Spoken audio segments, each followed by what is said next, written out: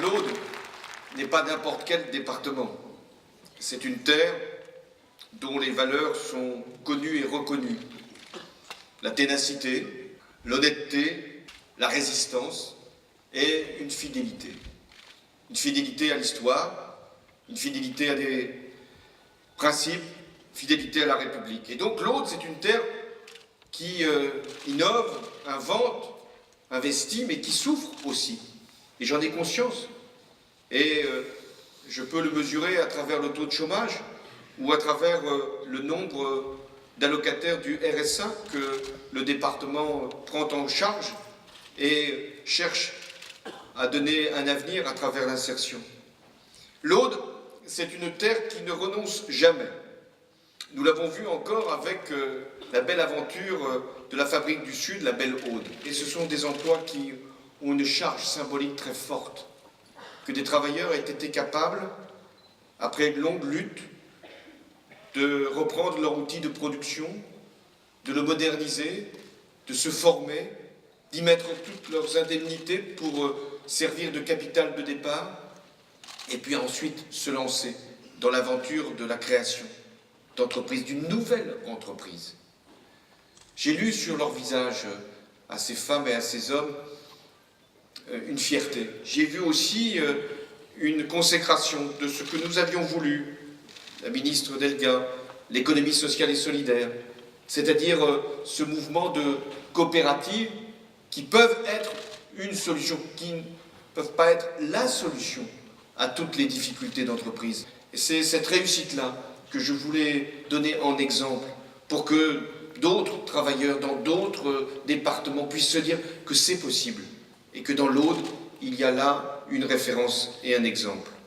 Vous avez présenté un projet ambitieux pour le très haut débit, permettant de desservir 136 communes, 68 sites d'entreprise. C'est absolument indispensable si nous voulons accueillir, là encore, des activités économiques.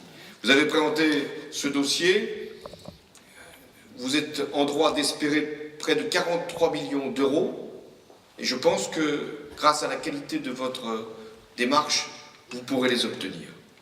J'ai conscience aussi de ce que vous attendez en termes d'infrastructures. Nous voulons donc que la ligne LGV Perpignan-Montpellier puisse trouver enfin un début de réalisation, ce qui suppose des études. Nous en sommes là. Et les études seront financées par les crédits européens, et si elles sont financées par les crédits européens, alors nous pourrons engager plus tard les travaux. Solidarité également, quand il faut venir en aide aux collectivités qui ont été, comme ici, et pas seulement ici, durement touchées par les crues de novembre dernier. Près de 2,5 millions d'euros seront versés dans les prochains jours par le Fonds pour la réparation des dommages causés par les calamités publiques. Je sais que ce n'est pas assez pour beaucoup. Il a fallu d'ailleurs compléter par des dotations de développement rural, et c'est bien légitime. Vous êtes un département où il y a beaucoup de ce qu'on appelle de petites communes. C'est quelquefois même péjoratif. La moitié des communes du département doivent avoir moins de 200 habitants. C'est une chance. C'est une chance pour les citoyens de pouvoir avoir ainsi cette représentation. C'est une chance pour la République d'avoir ici des relais partout.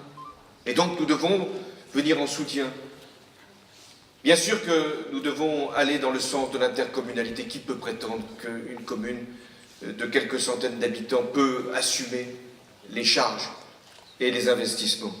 Mais le rôle de l'État, c'est aussi d'assurer, malgré les difficultés budgétaires, cette péréquation, cette solidarité entre les collectivités. Qui est votre volonté de faire que Carcassonne, le site, mais aussi tout l'environnement, puisse être porté au patrimoine de l'UNESCO, au patrimoine de l'humanité? Nous vous accompagnons dans cette démarche. L'Aude, pays de résistance, pays de confiance, pays de fierté, pays de travail et pays de la réussite. Merci.